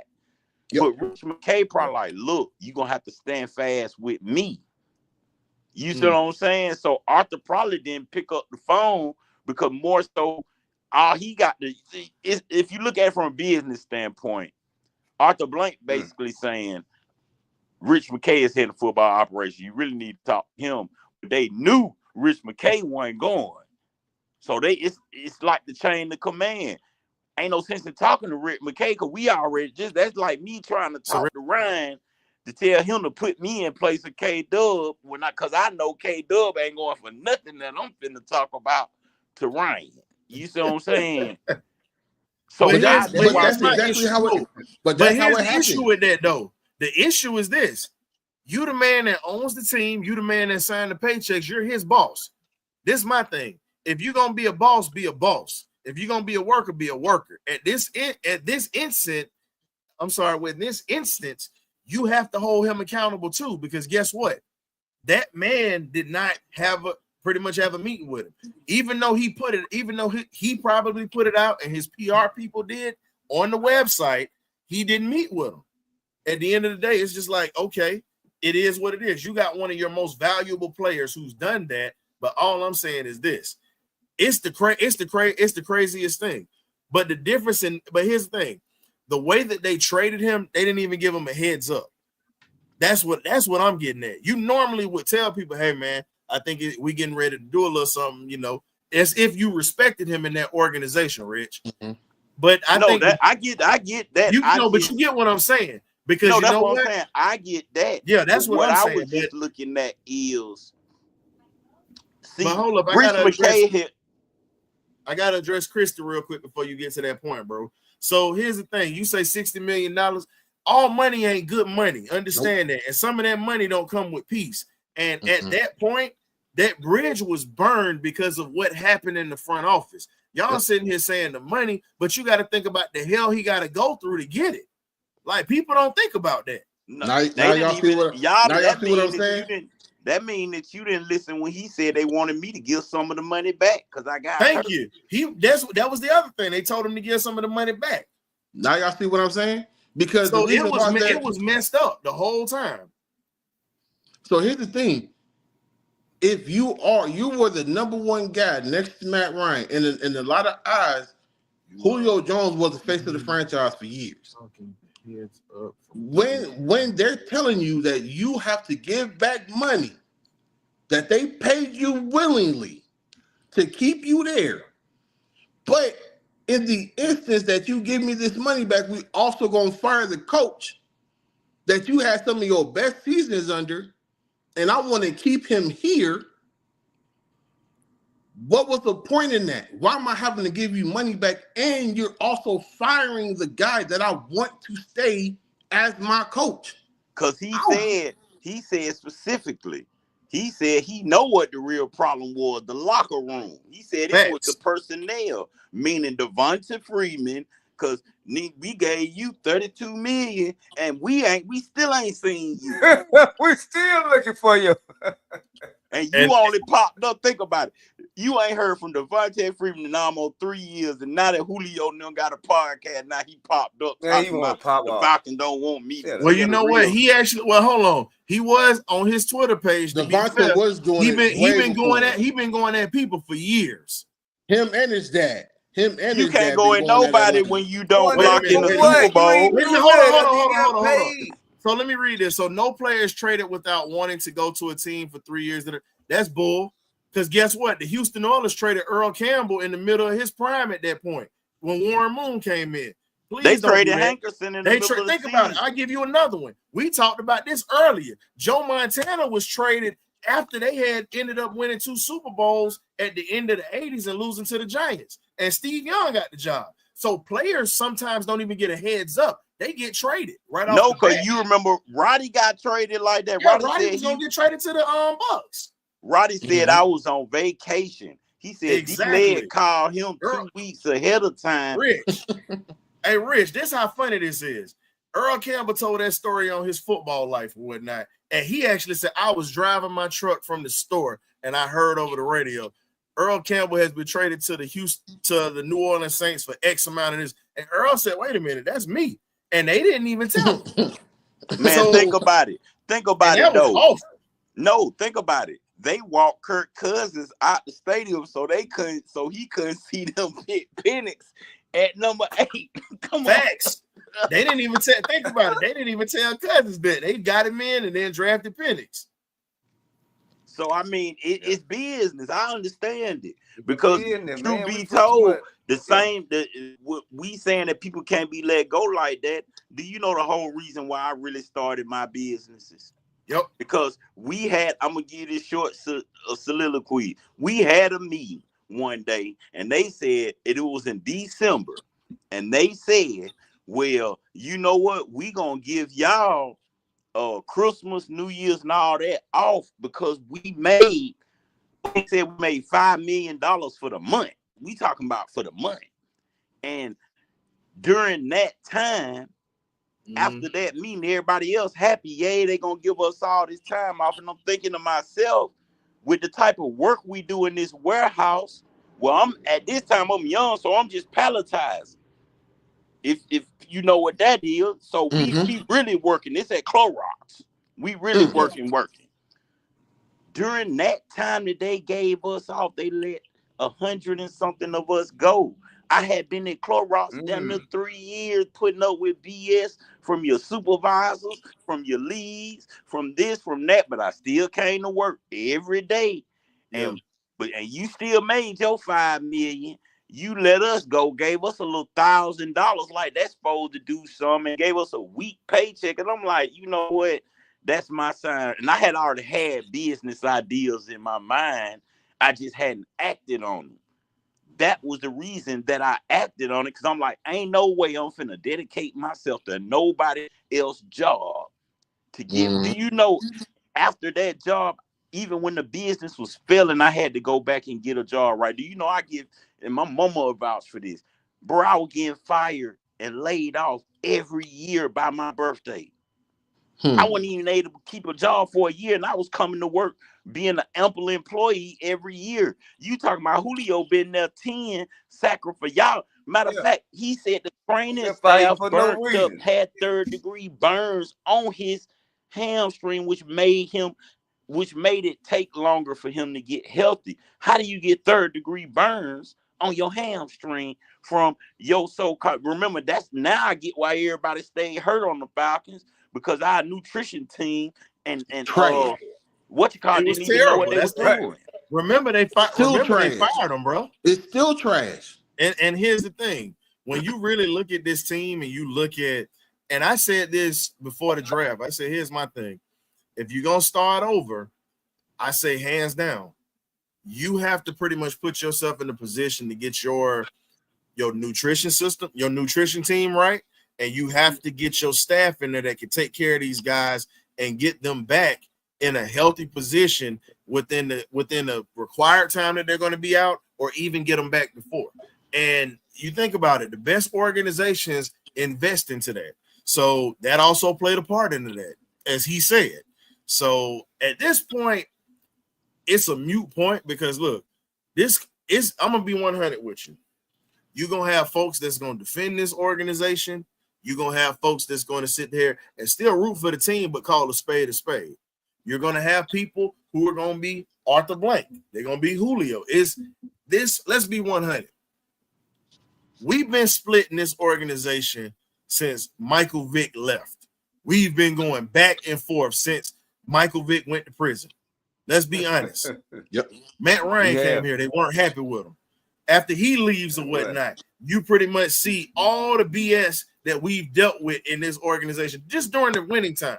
We ain't even talking about the fact of, as I said, during the Rankin Smith years or whatnot. You know what? You just brought up a good point, though, because y'all forget, and I'm gonna be honest, I still love Arthur Blank. I'm not biased on either side, but I do feel people deserve to speak their truth. You know what I'm saying? But if you remember, Matt Ryan didn't like Arthur Smith neither. You remember when they got to arguing right before Matt got traded, him and Arthur Smith used to get to arguing on the sideline. Remember, they were about to fight on the sideline. Yeah. Y'all forgot. Nope. Matt was right but you got to realize Matt's got a chill demeanor, but this is what I was telling people on here. Matt from Philly. Y'all can say what you want about him. You can't, and I'm gonna be 100. You can't be soft living in this. Even the white boys is tough up here. You got no choice. Even the white boys is tough up here. No choice. Because you know the truth just came out that Matt Ryan didn't even like Kyle Pitts because of the way. Who's got music in the background going? What's going on? What's that? It ain't me. Yeah, that's what I'm trying to figure out. Who had that going? StreamYard to StreamYard. Oh, All I'm saying is this. No, because you know Matt Ryan said he didn't even like Kyle Pitts because Kyle Pitts really is not a route runner, and the way he catch is very awkward. Thank you. Finally, someone says it. It ain't just me. Thank you, no, Lord. It came out. It's all over it's all over Twitter. Thank you, Lord. Somebody else it's said all it. over Twitter that Matt Ryan said he did not like Kyle Pitts because Kyle Pitts can't run routes, and the way he don't have. Like, now, you know, he don't like how Drake can cut and then cut back so you know where to throw the ball. He said Kyle Pitts doesn't possess those type of attributes, and he's not a good route runner. Thank you. Well, he never was a good route runner, even in Florida. Let's be 100. The only, and I've been saying this for years, but again, you have people that want to keep defending. Oh, well, he's got the potential. He just ain't. I don't want to hear that. Here's my thing. When you got Kadarius Toney, who was a baller at Florida, you got Van Jefferson, who we ended up getting. You know what I'm saying? Van was nice at Florida. I hate he was the deep threat. That's why Kyle get the ball. And then you got to like remember this here. The slick, think about it. The slick route runner was Freddie Swain on that team. So when you look at it, they opened everything up, and you had Kyle Trask throwing the ball. So when you look at what Pitts had at Florida, he was able to run. He was literally able to run through the middle of the field, run seam routes. Because guess what? Defensive coordinators were worried about those guys that were game breakers. Let's be real on that. he became a weapon because all those other receivers were blanketed. So But see, again, I never knew that Matt Ryan didn't like him till the report came out the other day.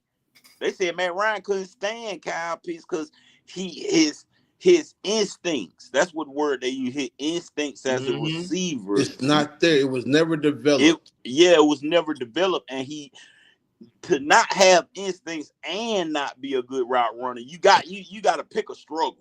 You got to have a feel for the game. And he ain't got it. That's what they said. He didn't have a feel for the play. And now I'm seeing what Zach Robinson is talking about. I heard that and I went back and watched some games. Okay, now I see what Zach Robinson. Hey, Felipe Franks ended up leaving and going to Arkansas. I think he tore his Achilles. He spent 2 years in Arkansas. So he left. Kyle Trask took his spot. Yeah. But hey, I mean, it like, and to K-Dub's credit, right? It is a mute point at this point, right? Because we can't change the past. But it does give a lot of fans a little bit of transparency into what goes on in these front offices. Because a lot of times we wonder why certain things happen in the way that they happen.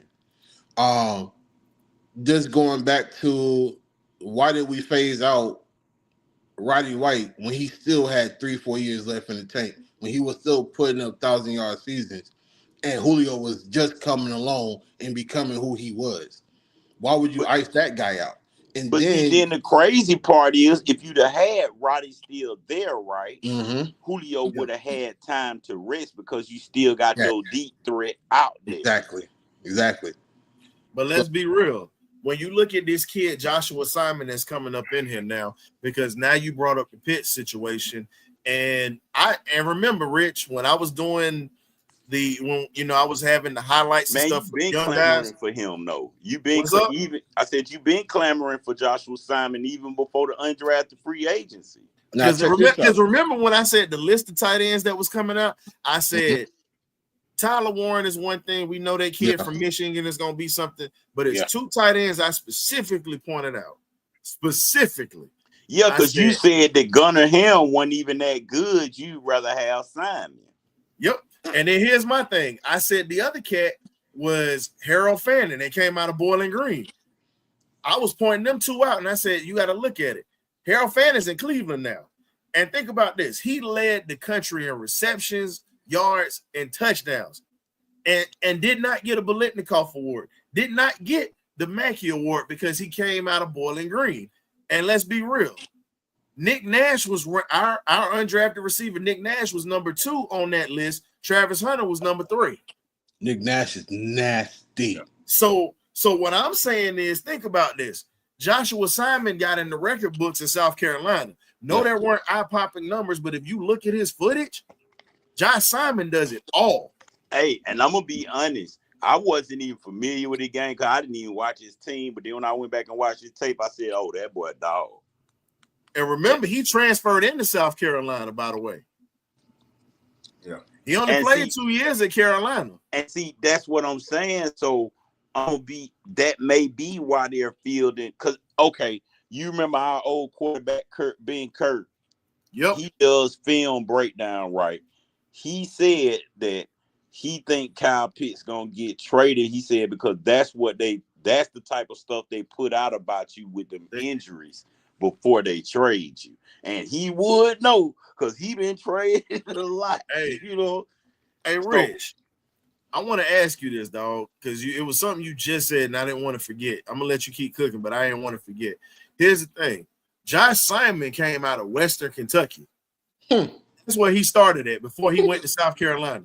Now, when you look at this kid, you see the size. You know he runs a 4.6. He's 6'4". He's around 240, 245. You know what I'm saying? Really, I'm gonna be real with you. He really about 250. I think they lied about his weight. That boy big. Yeah, I think they I've lied seen about him in person. 245. That's what I'm saying. I've seen him in person. When you look at what he brings to the game or whatnot, and even though he's an undrafted free agent or whatnot, what do you think his game is like, and how do you think that he can challenge? He's got to make the team on special teams, but how do you think he challenges Kyle Pitts, and also we can't sit there and forget about Charlie Warner and Fitzpatrick as well. How does he get in that tight end room, and how does he get on the field outside of special teams? Man, I'm gonna be honest with you. The one thing that I've seen that he can do that I ain't seen Kyle Pitts do yet is run the screen. Block. He was killing on them. Man, they get that boy a screen, that boy take it 30, 40 yards every time. You can't even run a screen with Kyle Pitts because he's so lanky and flicky. He's a strider. He's a strider, so you can't even do it's certain stuff you can't. Now he is the clear out guy. I give him that, but you can tell he don't want to be a clear out guy, so that's gonna be a problem in the long run. And that's why people criticize Cam Newton, but all this stuff we talking about, Cam Newton been saying go on in the NFL. Cam Newton been on his podcast talking about how contracts work, how people get traded. Cam Newton been telling you how these owners really is. Cam Newton looked Kyle Pitts straight in the face and said, look, Penix needs you. He said, when I was playing, if the play broke down, the one person I knew was there was Olsen. And if you remember, Olsen used to kill us underneath every single game. So if you're not gonna be that, I'm gonna say a name for a lot of people that might not know who he is.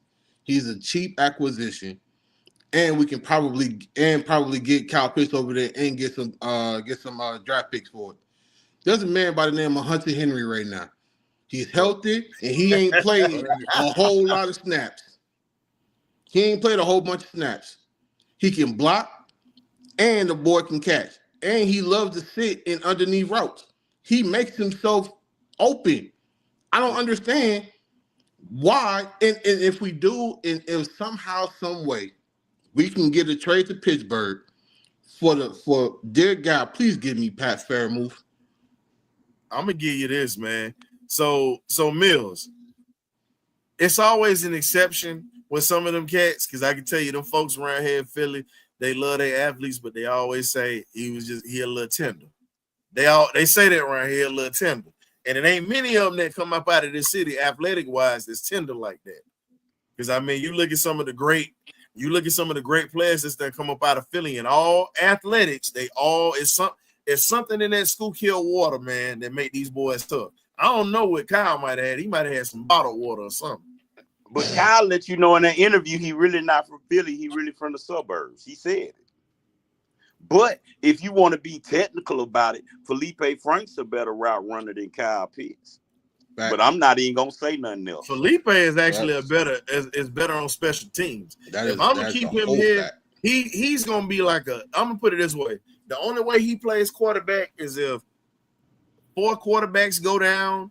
And we missing the coach. Like he's got to be like a last. And I don't want to keep. They already got him playing quarterback in OTAs. That's what I'm saying. And I don't want to. Of course, they gonna have him doing that. He's got to be a reserve guy. It's a moot point. I can say. But at some point, he's from Germantown. Hey, they embarrassed that dude. Yeah, he's from Germantown. Something's gonna have to give with that position, because if you truly look at it, the running back position is solidified with Bijan and Tyler. The wide receiver position is solidified with Drake, Darnell Mooney, Ray, and whoever else we're gonna bring in here. The offensive line is pretty much solidified. Michael Penix is gonna be the engine that drives the car. Who can we truly say is the number one at tight end? Who can we? As much slack as I give Pitts, I do hope it is him, because our quarterback requested you personally. So every quarterback wants their project player. That's just how I go in the league as far as quarterbacks. So I do really hope it's you, because if our quarterback, what I don't want to happen is our now, if Michael Penix lose trust in you, then that tells me everything I need to know. That's basically what I'm saying. You know the first thing out of here. Yeah. No, because you really would have been traded this year, because the Chiefs been wanting you for the last year and a half. It still could possibly happen. That's what I'm trying to tell y'all. Because think about it. The Steelers are still talking to the Falcons for him. Now, they took Aaron Rodgers today. But think about it. The Giants have been interested in him. The Steelers have been interested in him. The Chargers have actually looked at him. You But know, they here's- said Arthur Smith want both his players. He want Tyler and Kyle. Nah, he can take that bum that he drafted. I said, look, if he can make me eat my words, I'm fine with it. I have no problem because you see, I got on here on Bumper to Bumper the other day saying my disrespect is gonna be just as loud as my respect or my apology, which I did. But at the same time, he got to show me because I need you to look at everything that's done happened with this dude, and you really look at the fact that okay, you got Penix. You was looking good with Kirk Cousins, but guess what? You got disinterested and you got in your feelings. But guess what happened? Darnell Mooney found new life. Drake London found life. Even Ray McLeod was killing it in the slot, and he wasn't even the designated starter. And he got to watch out for Nick Nash in the slot. But think about it. Kadarius Hodge came off the bench and produced. So there's no excuse at this point, bro. No, that's why I said, because quiet is kept. Ray got to watch his spot for Nick Nash, because I went back and watched Nick Nash film, right? Nick Nash was dog. But if you really look at it, AKA Nasty Nash. I've been wanted Nick Nash. Even in my mock drafts, I was doing Nick Nash because I went and watched some of them San Jose games, right? He was their whole freaking offense. Yes. Hey, Rich, you forgot a wide receiver that we grabbed or whatnot. Steve Smith pointed him out, and I talked about him. Quincy Skinner. Quincy Skinner. He just need a little bit more polishing, but that boy got speed. He got quickness. I ain't gonna say he got speed. He quick. Cause I watched him. Man, I went back and watched some of his film too. I watched that Steve Smith thing on Quincy Skinner. That boy got a killer double move, boy. That boy got a killer double move. So I'm gonna be honest. This the way this roster shape up. Oh, here we go. Because I'm looking at it. Look, I'm just gonna say this here. Everybody got problems in this life, and I'm sorry that happened to them. Seriously, I am. But at the end of the day, guess what? You still got to go to work, and you still got to pay your bills, even with your problems. We got to do it. We all got problems in our lives. You got some people with marital problems. You got some people with health problems. I'm not, and I'm gonna say this as respectfully as I can. I don't give a damn about his problems. I don't. And the reason I don't is because of the fact that we got to do this as regular people. I understand that is his job, but you still have to go to work. All of us got problems. Like, think about it, man. I'm gonna be honest. My only pushback on that, bro, because GA Texas boy know he my boy, but I'm gonna tell you something that a lot of people don't know because my ear still be to the streets. Calvin Ridley see what people don't understand when he was going through that mental piece. Calvin Ridley got robbed 3 times. He got robbed 2 times in his old house. He moved and they robbed him again. It was a gang called Homicide because they robbed Mariah Carey too. So one of them times he got robbed, his wife and his daughter was in the house when they played in that game in Denver. I remember when that happened, but I want to ask you something because here's my thing. They play ball. And this is me being for real on this one. I got partners that's at the VA right now that deal with suicide all the time, that have flashbacks from their days of being out in that field or saving a life, being shot at, being maimed, having problems, and they still got to go to work. No, you still got to go to work. I'm not saying you making excuses. What I'm saying is this: you got people that. You got some ladies out here that might have 2 or 3 kids. She's holding down that house, working 2 jobs to make sure that these kids have it, and she's damn near going through a mental breakdown. You got people that have problems like this every day. I'm not taking away from the magnitude of that, but let's be real. If we have to do this as regular people and do our jobs and pay our bills, they got to do the same thing. Come on, man. Nah, but I'm going to tell you what really makes it work. Because mental health is serious. Because guess what? Rich, hold up. But mental health is serious because guess what?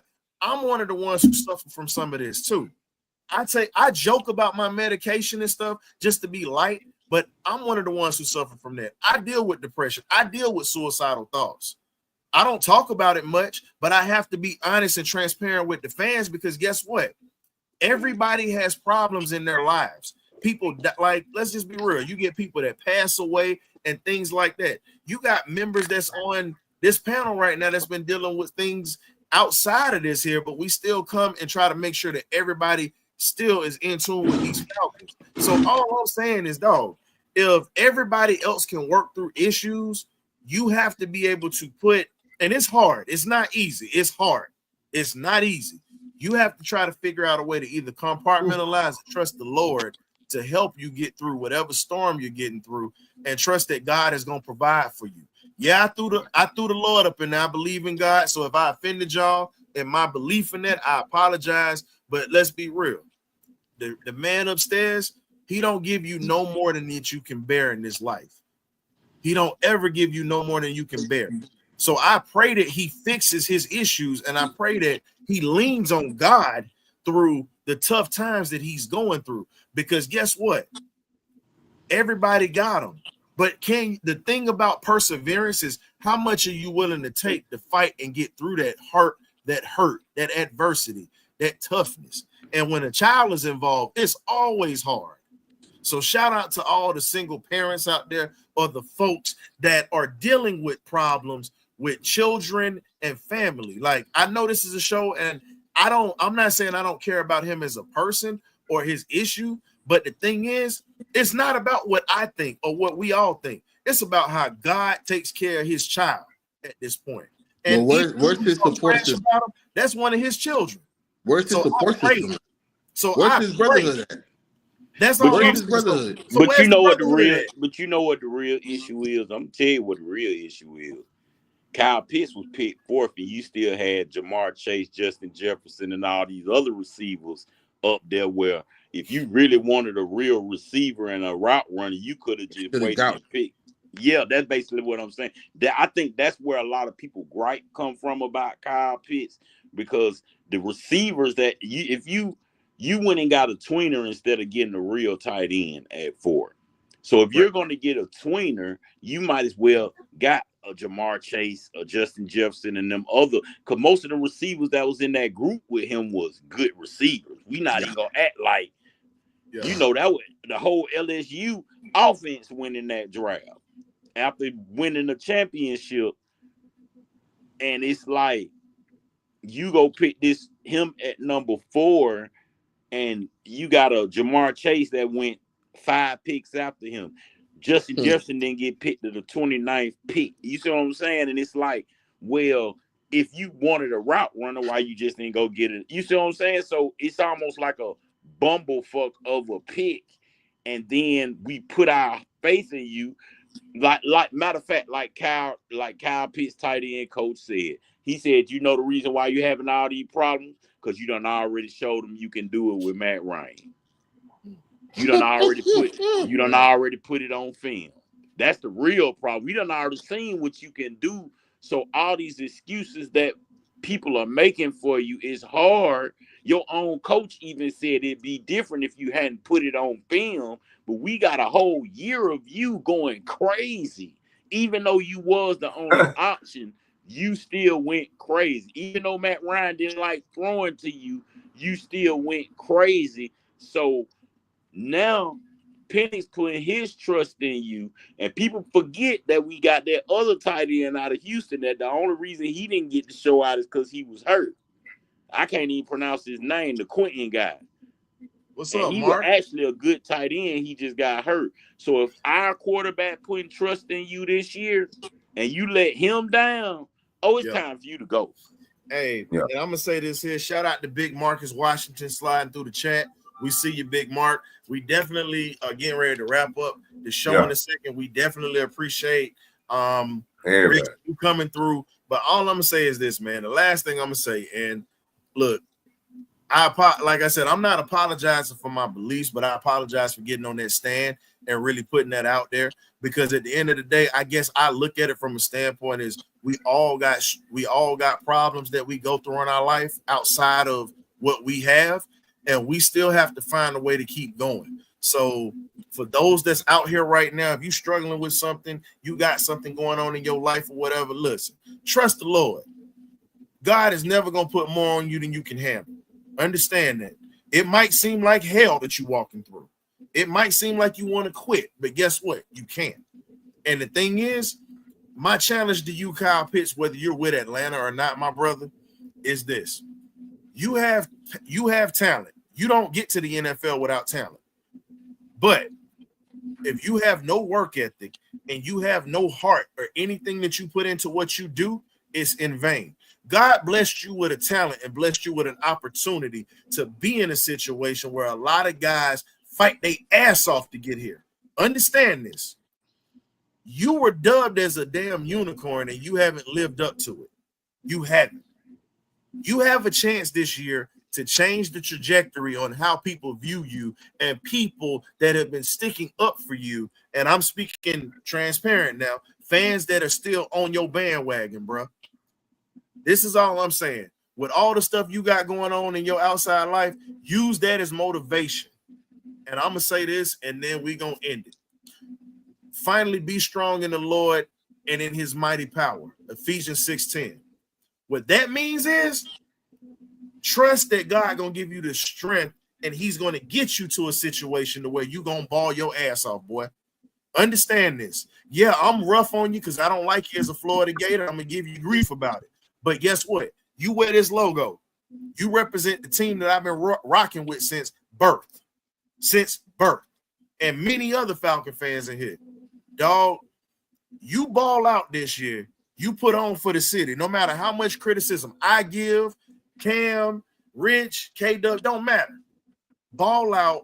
Turn us into your fans. Turn us into your biggest fans and ball the hell out. And let's get this championship and live up to what you have.